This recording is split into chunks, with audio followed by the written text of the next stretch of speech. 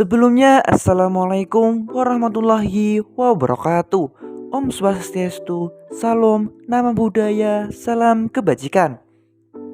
Perkenalkan, kami dari kelompok 7 akan mempresentasikan tentang pendekatan behavioristik dalam pendidikan. Sebelumnya perkenalkan anggota dari kelompok kami. Yang pertama ada Justina Batil Murik dengan NIM 023. Yang kedua ada Sundari Yusuf dengan NIM 037. Yang ketiga ada Nadia Baso dengan NIM 044. Yang keempat ada Sogi Pangestu dengan NIM 047. Teori behavioristik. Teori behavioristik adalah teori yang mempelajari tentang perilaku manusia.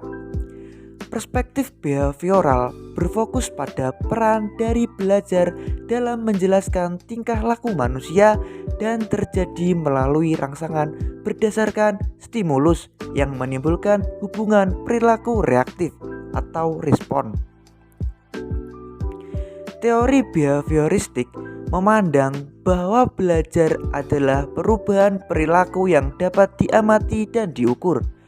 Teori ini menjelaskan bahwa perubahan yang disebabkan oleh faktor internal yang terjadi di dalam diri peserta didik, tetapi teori ini hanya membahas perubahan perilaku yang dapat dilihat dengan indera dan semua yang diamati. Pandangan belajar menurut teori behavioristik.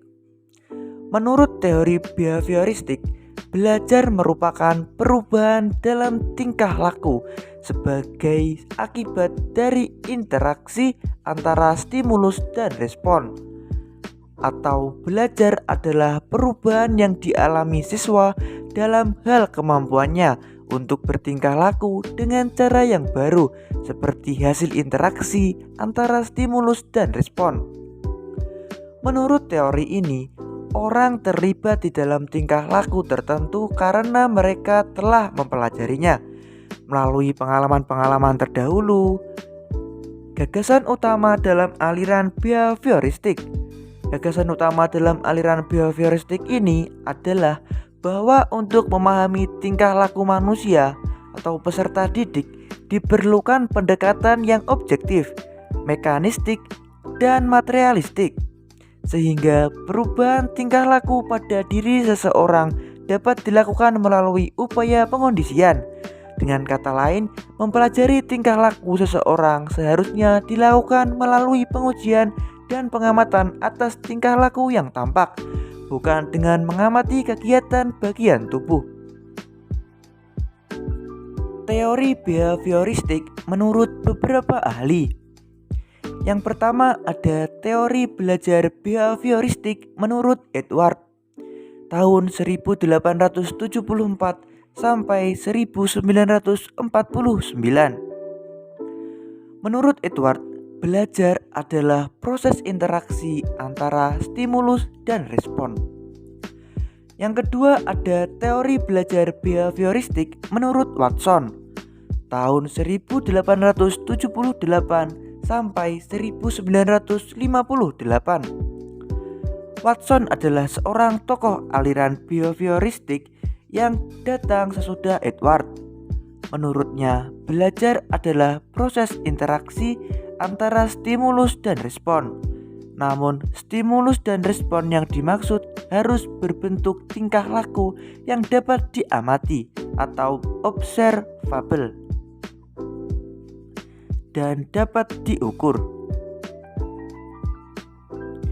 Yang ketiga ada teori belajar behavioristik menurut Clark pada tahun 1884 sampai 1952. Clark juga menggunakan variabel hubungan antara stimulus dan respon untuk menjelaskan pengertian tentang belajar. Namun, ia sangat terpengaruh oleh teori evolusi yang dikembangkan oleh Carl Darwin. Bagi Carl Hull, seperti halnya teori evolusi, semua fungsi tingkah laku bermanfaat, terutama untuk menjaga kelangsungan hidup manusia.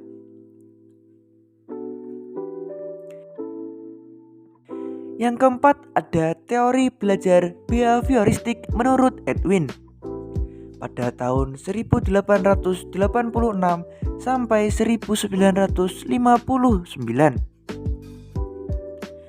Demikian juga dengan Edwin.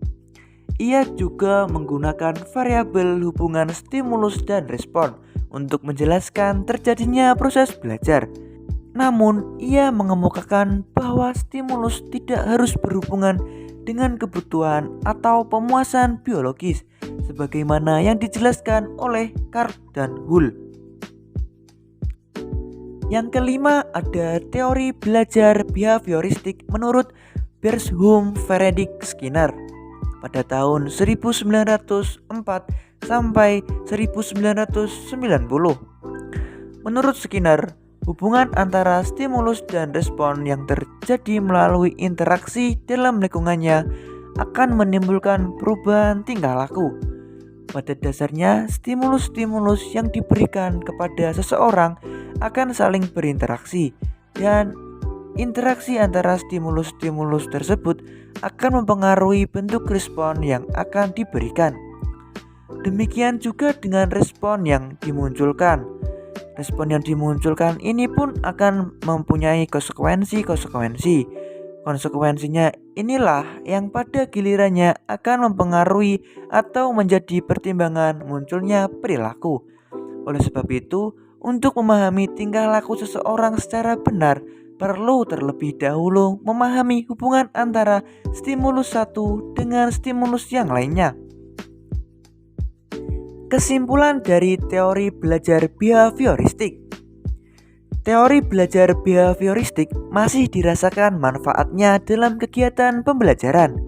Selain teori ini telah mampu memberikan sumbangan atau motivasi bagi lahirnya teori-teori belajar yang baru, juga karena prinsip-prinsipnya, walaupun terbatas, terasa masih dapat diaplikasikan secara praktis dalam pembelajaran hingga kini. Walaupun teori ini mulai mendapatkan kritikan, namun dalam hal-hal tertentu masih diperlukan, khususnya dalam mempelajari aspek-aspek yang sifatnya relatif permanen dengan tujuan belajar yang telah dirumuskan secara ketat. Secara ringkas, teori behavioristik mengatakan bahwa belajar adalah perubahan tingkah laku.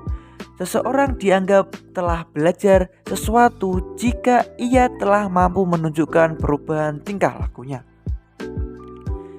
Sekian, terima kasih dari kelompok 7. Bila ada kurang lebihnya, kami mohon maaf. Wassalamualaikum warahmatullahi wabarakatuh. Om Swastiastu, Salam Nama Budaya, Salam Kebajikan.